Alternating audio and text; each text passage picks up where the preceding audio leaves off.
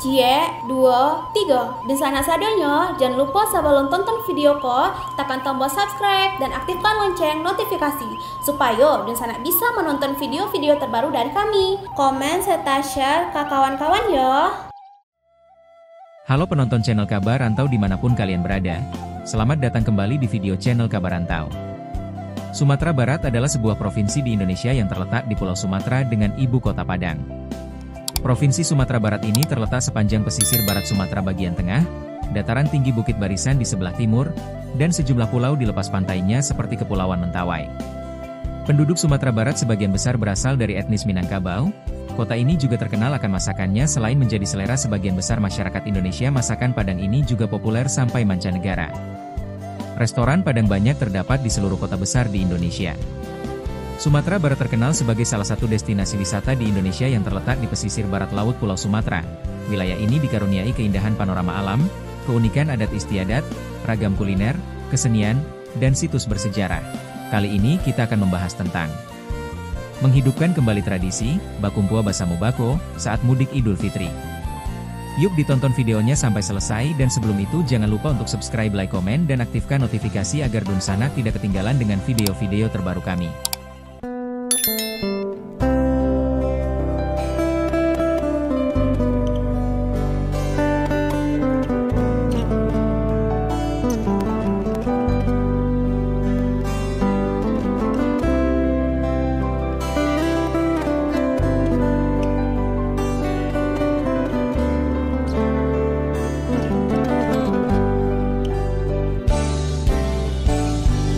Lebaran selalu menjadi momen istimewa bagi perantau untuk kembali ke kampung halaman. Dalam budaya Minangkabau, pulang Basamo mudik bersama dengan rombongan keluarga atau komunitas dari rantau telah menjadi tradisi yang melekat. Namun, ada satu tradisi lain yang kini semakin jarang terdengar, yakni Bakumpua Basamo Bako, pertemuan keluarga besar dari pihak ayah dalam suasana kebersamaan yang hangat dan penuh makna. Mengenang tradisi Bakumpua Basamo Bako. Ketika saya masih kecil, saya sempat merasakan tradisi ini dalam suasana Hari Raya Idul Fitri di rumah nenek dari pihak ayah di Batu Sangkar.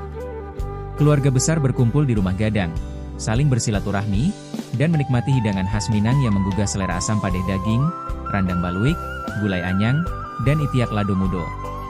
Kegembiraan anak-anak bermain bersama, tawa orang dewasa yang mengenang masa lalu, serta kehangatan keluarga dari berbagai generasi menjadikan momen ini sangat berharga. Namun, setelah nenek saya dari pihak ayah meninggal dunia, tradisi ini perlahan-lahan mulai pudar. Kemudian, ketika ayah dan ibu saya masih ada, tradisi ini berpindah ke Pekanbaru, tempat sebagian besar keluarga ibu saya menetap. Tetapi setelah mereka berdua berpulang, ibu saya pada tahun 2008 dan ayah pada 2012, acara Bakumpua Basamo Bako pun tak lagi dilaksanakan. Pada tahun 2019, sebelum pandemi melanda, saya dan beberapa sepupu yang memiliki pasangan keturunan Minangkabau sempat mengadakan Bakumpua Basamo Bako bersama anak-anak kami secara kecil-kecilan di Sumagek, Limaukaum, Batu Sangkar. Meskipun sederhana, pertemuan ini menjadi momen berharga untuk kembali menyambung silaturahmi dengan keluarga dari pihak ayah. Kami berbagi cerita, menikmati hidangan tradisional, dan mengenang kembali kenangan masa kecil bersama. Sayangnya, pandemi yang datang setahun kemudian membuat tradisi ini kembali terhenti. Salah satu bukti nyata betapa eratnya tradisi ini di masa lalu adalah foto keluarga saya yang diambil pada 13 Juli 1957 di tepi Sungai Koto Gadih, Limaukaum, Batu Sangkar. Foto ini menunjukkan betapa besarnya keluarga yang berkumpul dalam satu momen spesial. Mereka berkumpul di depan rumah gadang, mengenakan pakaian khas, dengan suasana yang penuh kehangatan dan kebersamaan. Dalam foto tersebut, tampak ketiga adik ibu saya yang saat itu masih belum menikah, serta abang saya yang tertua yang saat itu berusia 6 tahun dan telah berpulang pada tahun 2018. Ibu saya sendiri tidak ada dalam foto ini karena saat itu tengah hamil kakak saya yang keempat serta mengasuh dua abang saya yang lain yang masih kecil dan bayi. Saya sendiri belum lahir saat itu, karena saya adalah anak ke-8 dari 10 bersaudara. Melihat foto ini membawa banyak kenangan sekaligus menjadi pengingat bagaimana tradisi Bakumpua Basamo Bako pernah begitu kuat dalam budaya Minangkabau. Ini bisa menjadi inspirasi bagi generasi sekarang untuk mencoba menghidupkan kembali tradisi ini, meskipun dalam bentuk yang lebih sesuai dengan kondisi saat ini. Menipisnya tradisi di era modern. Dalam beberapa dekade terakhir, pernikahan lintas suku semakin umum terjadi di kalangan perantau Minang.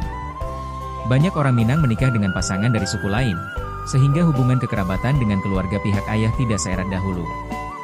Selain itu, tantangan dalam menyelenggarakan acara ini semakin besar. Jadwal yang sulit disesuaikan, biaya perjalanan yang tinggi, serta jarak yang jauh antara anggota keluarga menjadi faktor utama yang membuat tradisi ini semakin jarang dilakukan.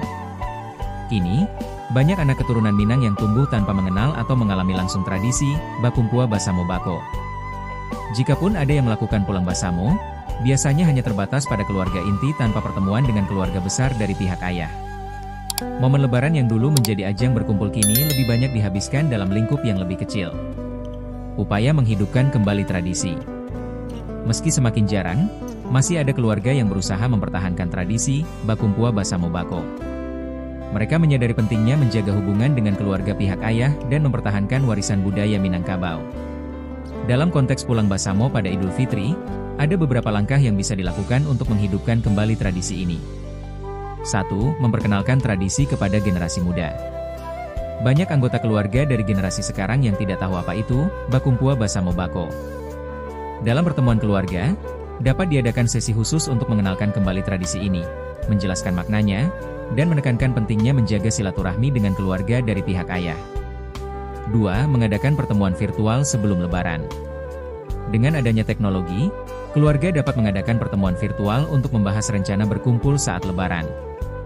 Hal ini dapat membantu menyesuaikan jadwal dan merencanakan acara dengan lebih baik. 3. Memanfaatkan media sosial dan grup keluarga. Membuat grup keluarga di WhatsApp atau media sosial lainnya bisa menjadi cara efektif untuk berbagi cerita, foto, dan informasi terkait tradisi ini. Bahkan, bisa juga dibuat dokumentasi sejarah keluarga untuk mempererat rasa memiliki terhadap akar budaya sendiri. 4. Mengadakan acara sederhana di rumah bako. Jika memungkinkan, mengadakan pertemuan kecil di rumah bako bisa menjadi langkah awal. Tidak harus besar dan meriah seperti dulu, tetapi cukup sebagai momen untuk berkumpul, berbagi cerita, dan menikmati hidangan khas bersama. 5. Melibatkan generasi muda dalam acara keluarga.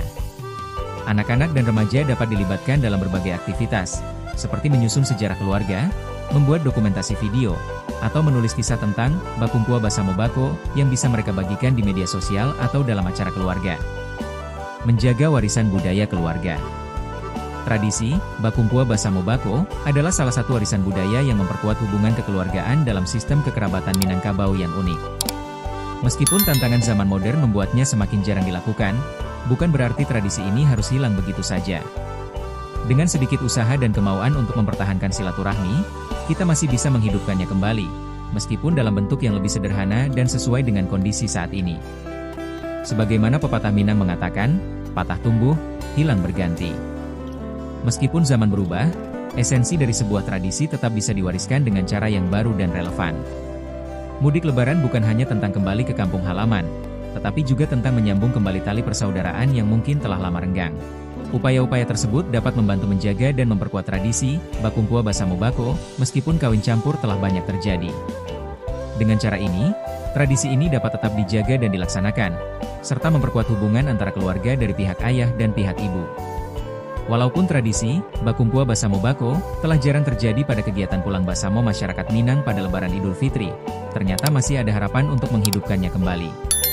Meskipun banyak masyarakat Minang yang sudah melakukan kawin campur dengan masyarakat suku lain, namun bisa dilakukan upaya untuk mendorong generasi muda untuk lebih memahami dan melestarikan tradisi tersebut. Salah satu upayanya adalah dengan melibatkan keluarga besar dari kedua pihak, baik dari pihak ibu maupun ayah, serta dengan mengadakan acara yang mengusung nilai-nilai adat dan kekeluargaan yang erat.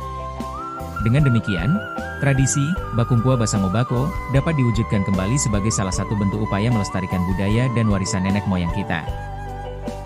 Semoga di masa mendatang, lebih banyak keluarga Minang yang kembali mengenal dan merasakan kehangatan Bakumpua Basamo Bako dalam setiap kepulangan mereka ke tanah asal.